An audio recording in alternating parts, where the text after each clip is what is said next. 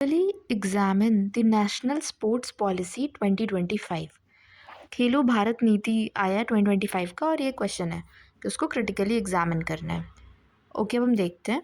Introduction में है कि after 25 years India has brought खेलो भारत नीति 2025, that is national sports policy 2025, और जो ओलंपिक्स 2036 का होगा उसके लिए भी बिड इंडिया ने करा है, किधर इंडिया में वो इंडिया उसको होस्ट कर सके।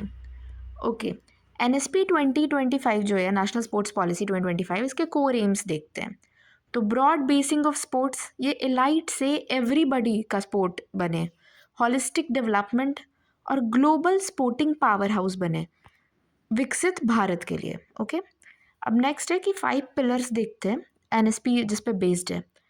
तो first is global excellence, second is sports as people's movement, third is state sponsorship and social development, फिर इकोनॉमिक इनेबलमेंट वाया स्पोर्ट्स और इंटीग्रेशन विथ एडुकेशन NEP 2020 के साथ इंटीग्रेट करें। ओके, ये पांचों है कि ग्लोबल एक्सेलेंस बने, पीपल्स मूवमेंट रहे, सोशल डेवलपमेंट हो, इकोनॉमिक डेवलपमेंट हो और एडुकेशन के साथ इंटीग्रेटेड, इसको इंटीग्रेट करना है।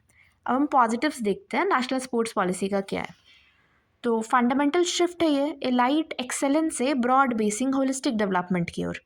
Physical literacy from early childhood education पे फोकस आया है, इसको NEP नेशनल एजुकेशन पॉलिसी 2020 के साथ अलाइन करने के लिए पॉजिटिविटी है इसकी एक। फिर इकोनॉमिक अपॉर्चुनिटीज़ ये देगा, sports tourism, goods manufacturing, sports related industries, private sector इसमें इन्वेस्ट करेगा, फंडिंग सपोर्ट करेगा, CSR जो कॉर्पोरेट सोशल रिस्पॉन्सिबिलिटी है उसके अंडर ये इकोनॉमिक अपॉर्चुनिटीज़ प्रोवाइड करेगा स्पोर्ट्स के सेक्टर में।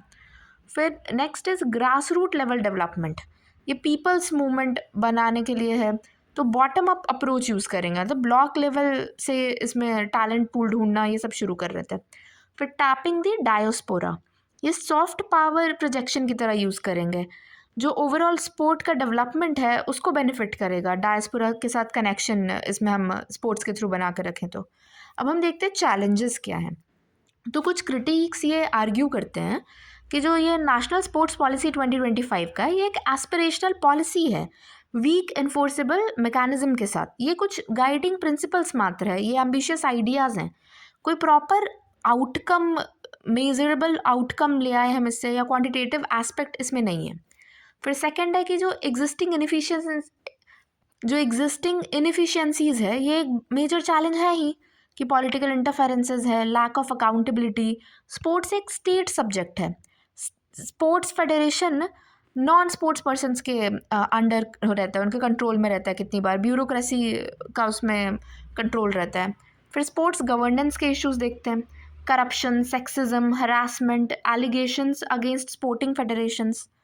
फिर डोपिंग इश्यूज भी है, वाडा जो है world anti doping authority agency जो है, उसने ऐसा अपने स्टडी में पाया कि 5000 सैम्पल्स उसने एनालाइज करा था, जिसमें इंडिया का पॉजिटिविटी रेट हाईएस्ट है, मतलब डोपिंग हाईएस्ट इंडिया में हो रहा है एट प्रेजेंट।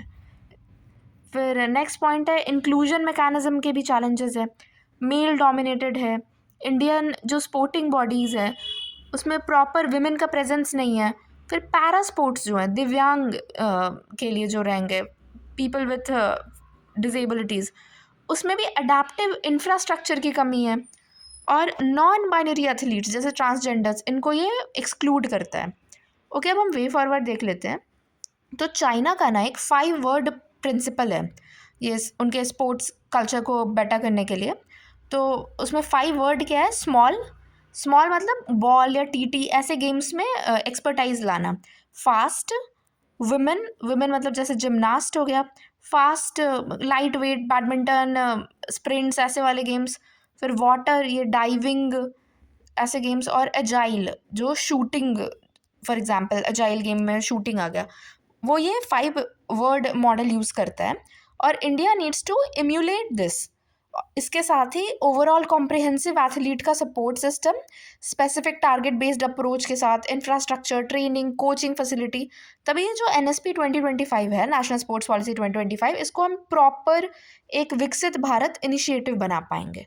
ओके तो हमने पहले इस क्वेश्चन में देखा कि 25 साल के बाद नेशनल स्पोर्ट्स पॉलिसी आ रहा है, खेलो भारत नीति। इंडिया बिड कर रहा है कि वो ओलंपिक्स 2036 का होस्ट करे। इसके कोर एम्स देखे हमने इस पॉलिसी के कि elite to everybody, holistic development और ग्लोबल स्पोर्टिंग पावर हाउस है विकसित भारत बनाने के लिए।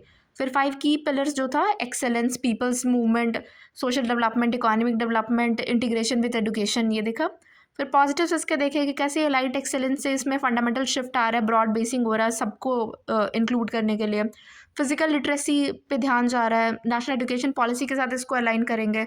इकोनॉमिक अपॉर्चुनिटीज़ भी, ये sports related goods, manufacturing industries, private sector के फंड्स, इन्वेस्टमेंट्स स्पोर्ट्स टूरिज्म के थ्रू होगा। Grass root level bottom up approach है, पीपल्स मूवमेंट है, डायस्पोरा को टैप करेंगे हम, अपने उनसे कनेक्शंस बनाएंगे और सॉफ्ट पावर प्रोजेक्शन करेंगे।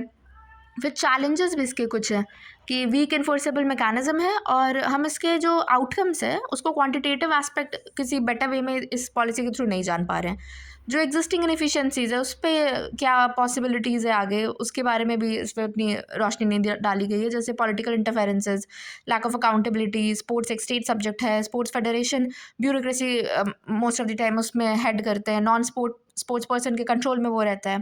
फिर स्पोर्ट्स गवर्नेंस इश्यूज भी है, करप्शन, सेक्सिज्म, हरासमेंट्स, स्पोर्टिंग फेडरेशंस, ये स्पोर्टिंग फेडरेशंस के अगेंस्ट एलिगेशंस, ये लास्ट ईयर काफ़ी इसमें प्रोटेस्ट भी हो रहा था। डोपिंग इश्यूज, जैसे वाडा का है, वो हाईएस्ट बोल रहा है कि इंडिया में 5000 सैम्पल्स में वो एनालाइज किया है कि हाईएस्ट इंडिया में ही मिल रहा है पॉजिटिविटी रेट।